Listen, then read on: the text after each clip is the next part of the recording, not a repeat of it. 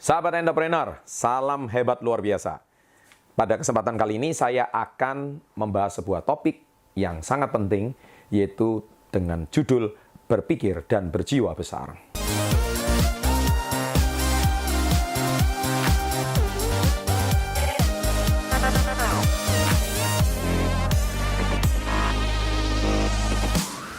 Judul ini saya ambil dari sebuah buku, ya Anda lihat di sini. Buku ini berjudul Berpikir Berjiwa Besar.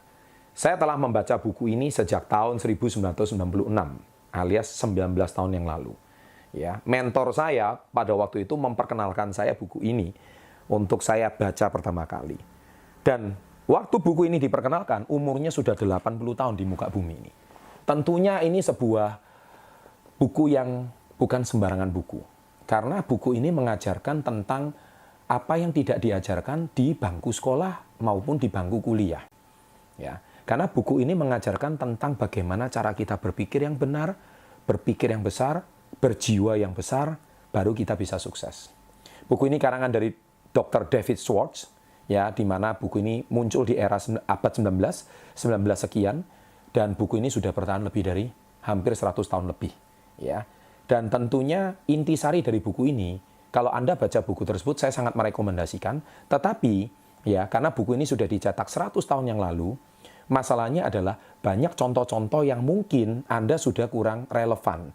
Atau contoh-contoh yang mungkin beliau ingin menyampaikan materi, mungkin kurang update. Sehingga mungkin Anda agak bingung dengan contoh-contohnya. Contohnya dia menggunakan Presiden Amerika saat itu, ya bagaimana dia berjuang dan sebagainya, dan tentu Anda tidak kenal.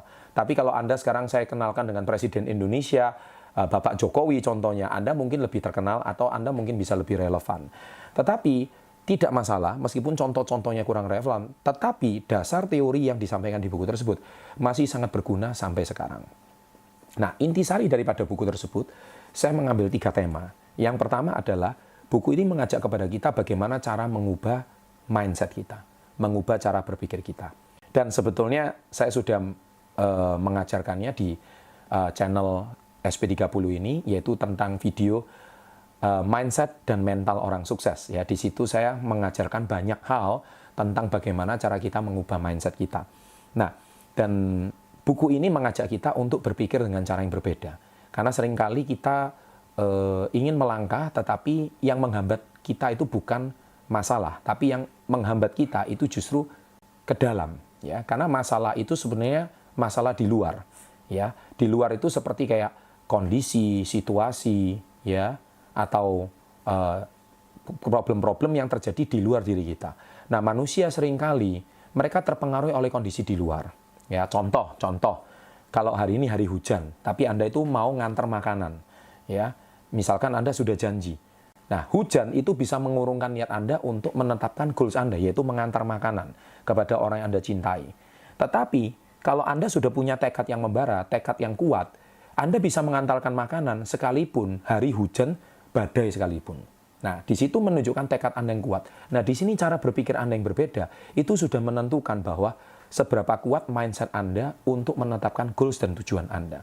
Tetapi, itu dari mana? Itu dari dalam. Nah, buku ini mengajarkan Anda bagaimana mengubah yang ada di dalam.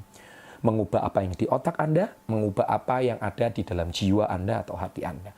Nah, di sini diajarkan cukup sangat detail. Itu yang pertama, yaitu cara mengubah mindset.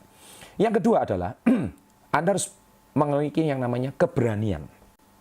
Nah, kalau Anda nonton channel SP30 selama 2 tahun belakangan ini, Anda pasti melihat video-video yang sebelumnya. Video-video saya mengajak Anda itu untuk berani. Berani. Ya. Seringkali kita itu kurang berani, itu lagi-lagi karena kondisi di luar. Kondisi eksternal seringkali mengurungkan niat kita untuk melakukan sesuatu. Contoh, kalau Anda hari ini karyawan, Anda pengen berwirausaha, tapi Anda sudah melihat contoh orang-orang yang gagal. Ya, orang-orang yang bangun usaha mungkin 2 bulan, 3 bulan, akhirnya gagal, akhirnya dia kembali lagi sebagai karyawan.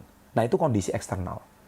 Kemudian lagi, Anda mungkin juga melihat seringkali orang ingin melakukan suatu tindakan, tapi lagi-lagi dipengaruhi oleh kondisi eksternal. Sekali lagi, tidak ada salahnya dengan kondisi eksternal. Karena apa? Kondisi eksternal selalu tidak sesuai dengan yang kita inginkan. Tetapi, kalau Anda memang ingin benar-benar berhasil, sebetulnya lebih dipengaruhi oleh faktor internal. Karena tekad yang kuat, tekad yang membara, itu bahkan bisa mengubah kondisi eksternal. Bahkan yang dikatakan orang tidak mungkin, itu kalau tekad Anda kuat, itu bisa menjadi mungkin. Everything is possible. Ya, tetapi diri kita itu seringkali urung membuat satu tekad gara-gara kondisi eksternal. Nah, di sini kita diajak untuk berani. Bahkan di bab 2, ya, itu dengan judul mengatasi dalih.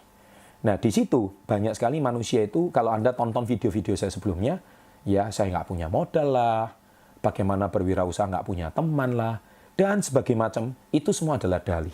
Semua adalah alasan demi alasan.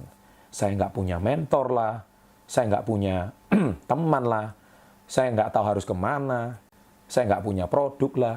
Pokoknya dalih demi dalih itu banyak sekali. Padahal saya percaya di buku ini diajarkan tentang bagaimana cara mengatasi dalih. Di situ ada satu tuan yang namanya tuan positif dan tuan negatif.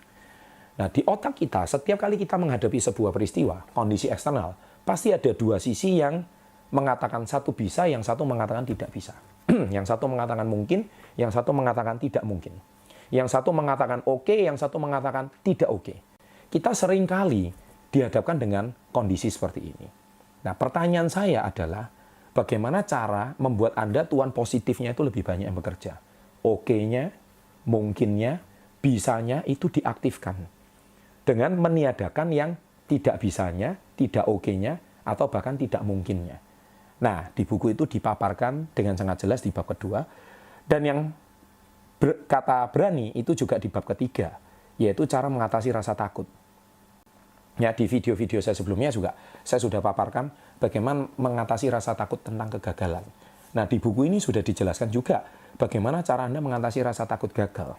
Mengatasi rasa takut gagal, itu saya ambil sebuah contoh tentang siapa di antara para subscriber di sini yang nggak bisa berenang. Mungkin berenang bagi Anda itu sesuatu yang menakutkan. Tapi kalau menakutkan, kenapa hari ini berenang itu merupakan salah satu olahraga favorit di Olimpiade. Ya.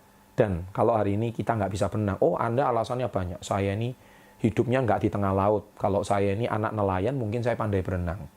Ya, karena mungkin Anda semasa kecil, Anda mungkin sudah sering dipertontonkan video orang tenggelam, atau mungkin Anda menonton siaran-siaran yang membuat orang itu menakutkan hal-hal yang berbau dengan air, atau mungkin banjir bandang, sehingga membuat Anda itu takut akan berenang.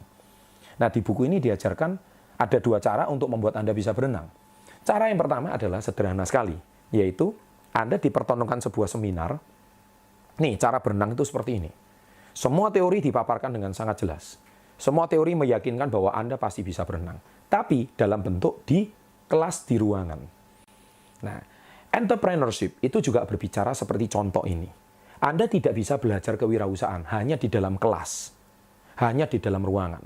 Tapi Anda harus mempraktekannya langsung ke lapangan. Atau cara pembelajaran kedua, tidak usah pakai teori. Anda langsung berdiri di samping kolam renang. Anda mungkin takut, wih ini dalamnya berapa? Apakah saya nanti bisa tenggelam? Daripada pusing-pusing, ya langsung ditendang sama si mentor. Anda langsung masuk ke dalam kolam renang. Anda mungkin help, tolong. Saya tidak bisa berenang. Ya, tapi jangan takut, mentor Anda akan menolong Anda. Intinya, yang saya ingin tanyakan kepada Anda di sini, mana lebih cepat Anda bisa berenang secara teori, ataukah Anda lebih cepat bisa berenang dengan langsung praktek? Nah, wirausaha juga sama.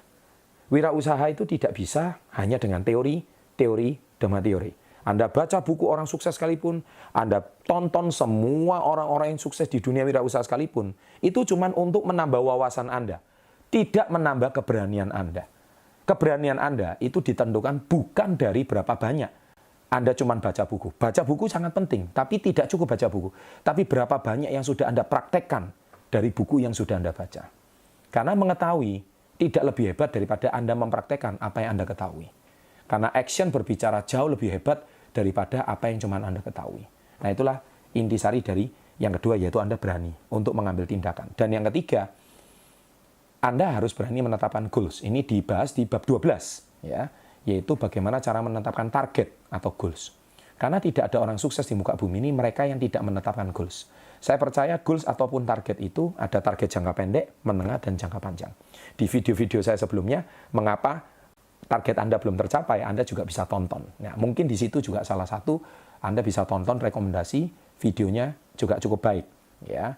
Dan yang pasti saya mau sampaikan di sini, meskipun buku ini sudah berumur lebih dari 100 tahun, tapi secara esensi, secara teori dan yang pasti secara dampak bagi kehidupan banyak orang masih sangat bermanfaat, ya. Dan saya sangat merekomendasikan buku ini, meskipun saya tidak kenal dengan penulisnya karena beliau sudah almarhum, ya, puluhan tahun yang lalu, tapi secara garis besar buku ini telah mengubah cara berpikir saya.